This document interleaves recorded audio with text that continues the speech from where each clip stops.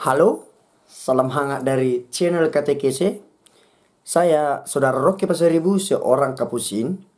Dan kita berada dalam obrolan santai seputar iman Katolik. Nah, topik pembahasan hari ini saya lebih memilih pada perbedaan gereja Katolik dan gereja Protestan. Karena mengapa? Dalam dunia zaman sekarang, banyak orang beranggapan bahwa gereja Katolik dan gereja Protestan itu sama. Nah, untuk apa pilih-pilih? Toh semua itu sama. Gereja Kristen itu sama. Mau pilih Katolik, mau pilih Protestan atau gereja Kristen lainnya sama. Saya ingin bertanya kepada saudara-saudari sekalian. Apakah gereja Katolik dengan gereja Kristen lainnya termasuk di dalam Protestan sama? Saya sendiri menjawab dengan tegas, tidak sama. Banyak perbedaan yang terkandung di dalam kedua gereja ini. Tapi sebelumnya, saya ingin menekankan kepada saudara-saudari sekalian, perbedaan yang akan saya bahas di video ini bukan bertujuan untuk membeda-bedakan, membuat diskriminasi. Ini tidak benar, gereja ini yang benar, gereja ini tidak layak diimani, gereja ini yang layak. Saya tidak bertujuan demikian. Saya ingin menambah pengetahuan dan wawasan kita semua bahwa gereja Katolik dan gereja Protestan itu tidak sama. Nah, berikut saya ulas perbedaannya. Tapi sebelumnya, saya minum dulu.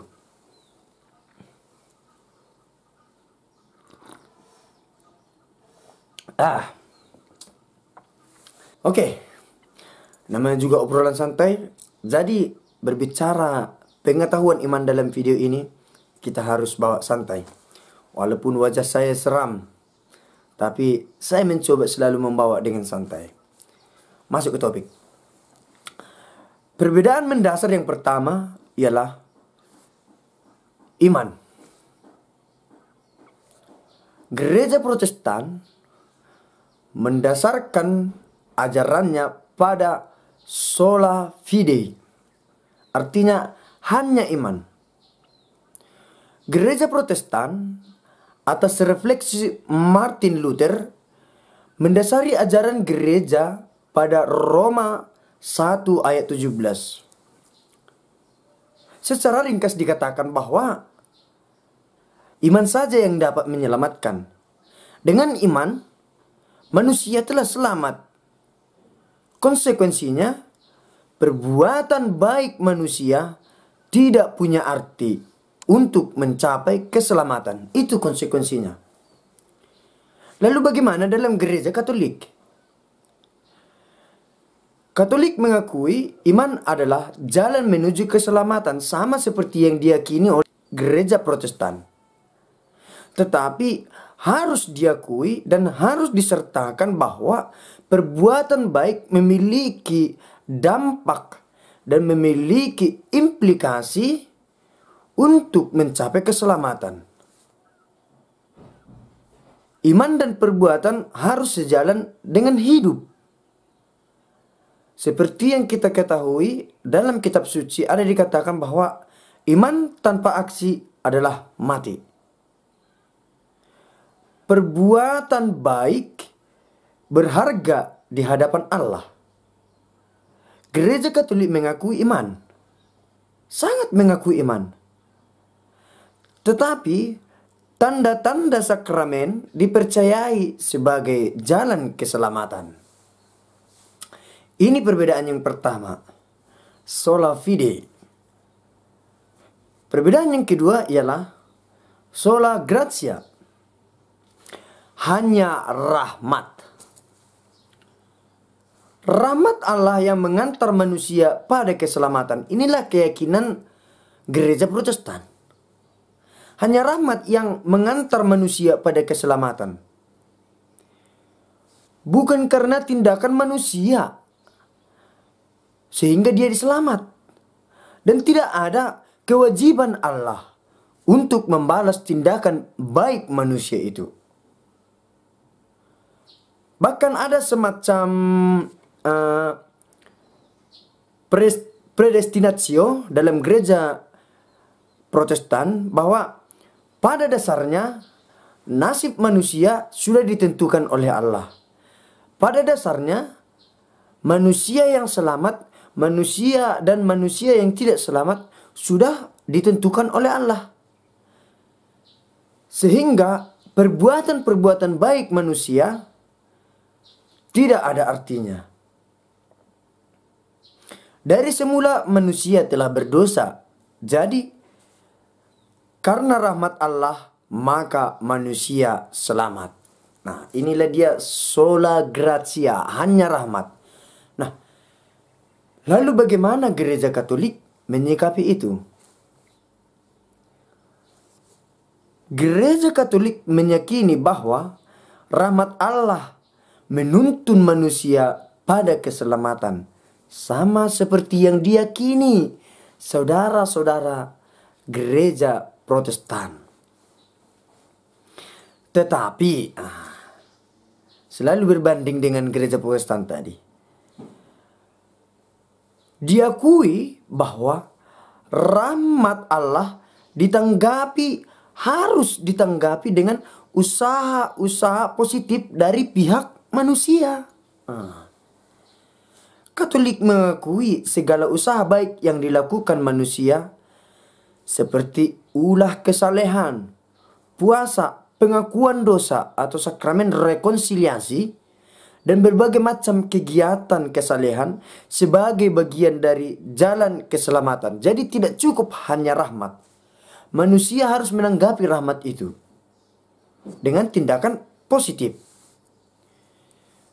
Lalu perbedaan yang ketiga ialah sola scriptura.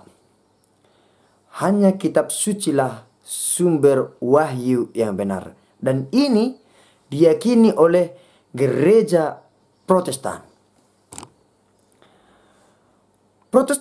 Gereja Protestan hanya mengakui bahwa kitab suci adalah sumber wahyu Allah satu-satunya. Dengan kitab suci, manusia bertemu dengan Allah.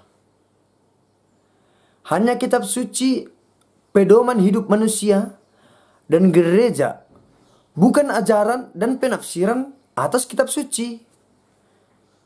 Jadi pedoman manusia dan gereja hanya berdasar pada kitab suci, tidak pada ajaran dan tafsiran gereja atas kitab suci itu. Mereka menolak tradisi gereja. Apa yang tidak tercantum dalam kitab suci hanyalah ciptaan manusia belaka. Dan karena manusia adalah makhluk berdosa, maka ciptaan manusia itu sendiri ialah dosa.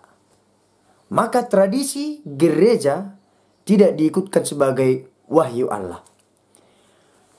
Lalu bagaimana dengan gereja Katolik? Gereja Katolik tidak meragukan, sama seperti keyakinan gereja-gereja Protestan. Gereja Katolik tidak meragukan bahwa kitab suci adalah sumber utama wahyu Allah. Tetap berpegang pada kitab suci. Tapi diakui juga bahwa tradisi gereja menjadi wahyu Allah bagi manusia.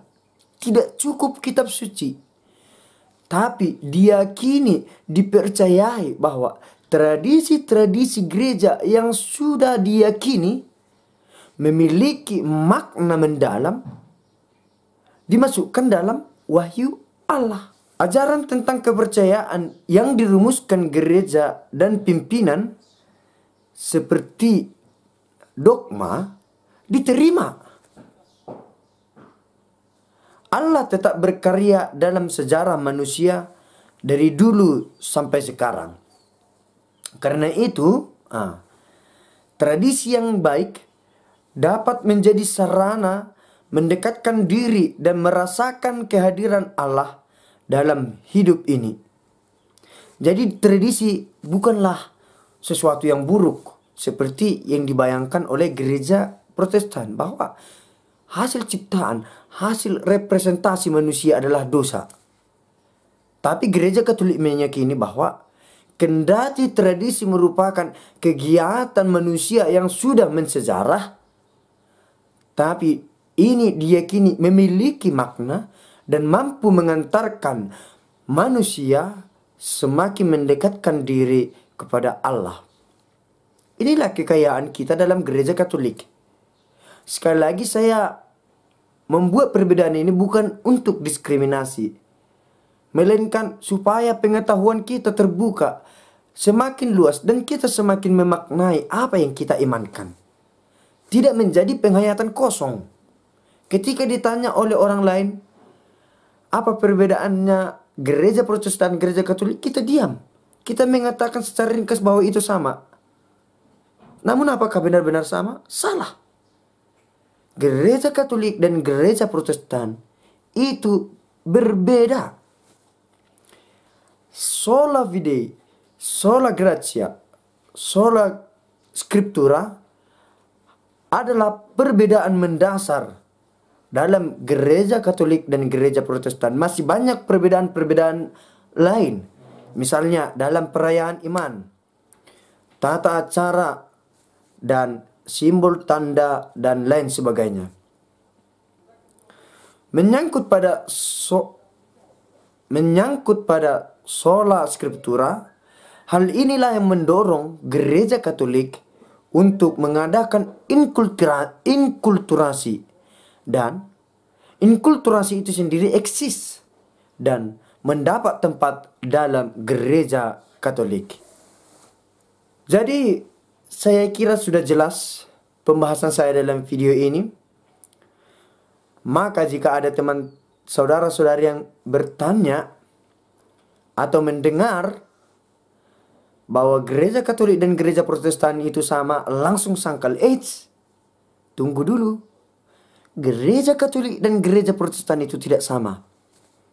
Jika orang yang bersangkutan berontak, mana buktinya? Apakah ada dalam kitab suci? Tidak usah jauh-jauh. Tunjukkan saja video ini. Dan mungkin dia akan mengerti, semakin mengerti dan menerima itu.